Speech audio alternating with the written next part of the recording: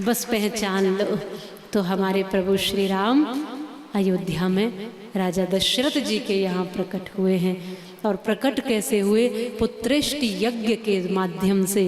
जब श्रृंगी ऋषि के द्वारा पुत्रेष्टि यज्ञ हुआ, मुनि वशिष्ठ जी ने कहा चिंता मत करो दशरथ, एक नहीं 4 पुत्र होंगे, तुम चिंता मत करो। जब पुत्रेष्टि यज्ञ हुआ, उसके प्रसाद रूप में, हवि रूप में जो मिला, उसको तीनों रानियों में बांट दिया और तीनों ने उस प्रसाद को पाया, समय अनुसार गर्भ धारण किया, प्रसन्न चित्त होकर के और भगवान की भक्ति करते हुए सौम्य मन से सहज भाव से 9 मास बिताए हैं।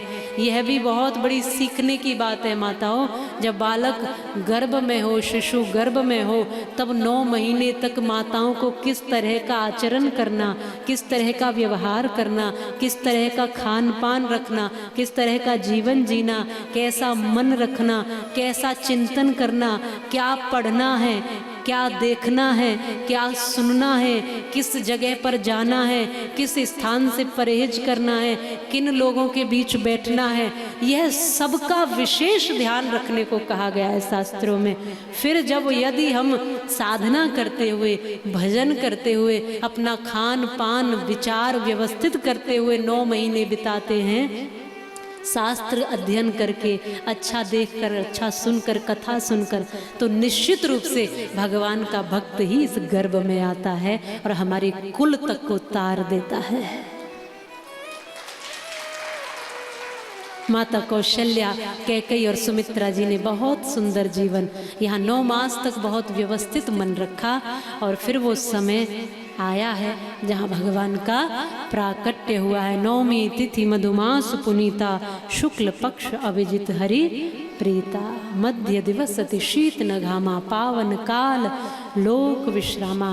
राम आएंगे, लेकिन राम जी को जब आए तो उनको स्थान तो दो, आसन तो ऐसा दो कि वहाँ वो बैठ पाए।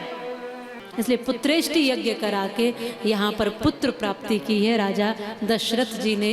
अयोध्या में माता कौशल्या के गर्भ से प्रभु श्री राम जी का प्राकट्य हुआ। बोलिए रामचंद्र भगवान की। राजा दशरथ बड़े प्रसन्न हुए, मैं पिता बन गया। अति प्रसन्न है राजा दशरथ, ऐसा लगा मानो सब मिल गया आज।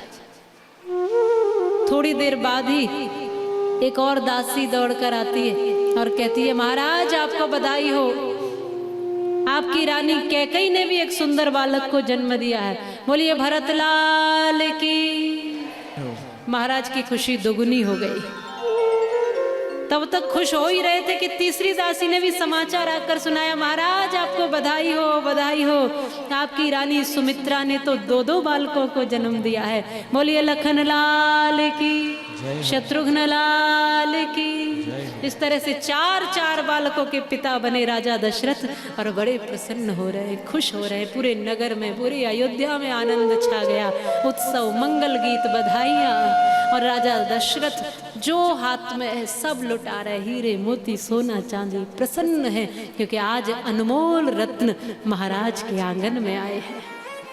लालन पालन भगवान का यहाँ हो रहा है और धीरे धीरे भगवान बाल लीलाओं को करते हुए बड़े हो रहे हैं।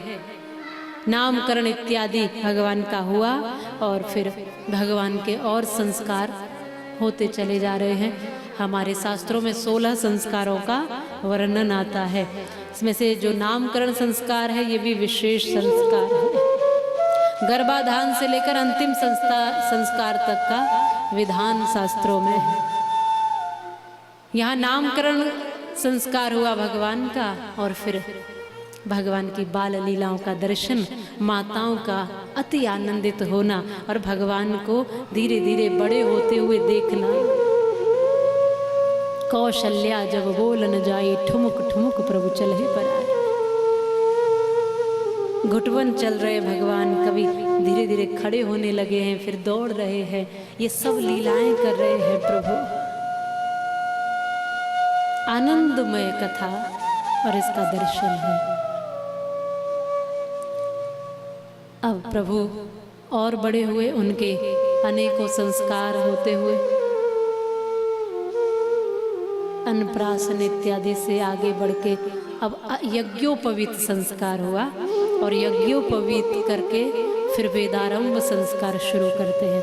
वेद विद्या के अध्ययन के लिए भगवान बाहर जाते हैं गुरुकुल में पढ़ने, और गुरुकुल में अल्पकाल सब विद्या पाई। थोड़े से समय में ही सब शास्त्रों का अध्ययन करके भगवान वापस आए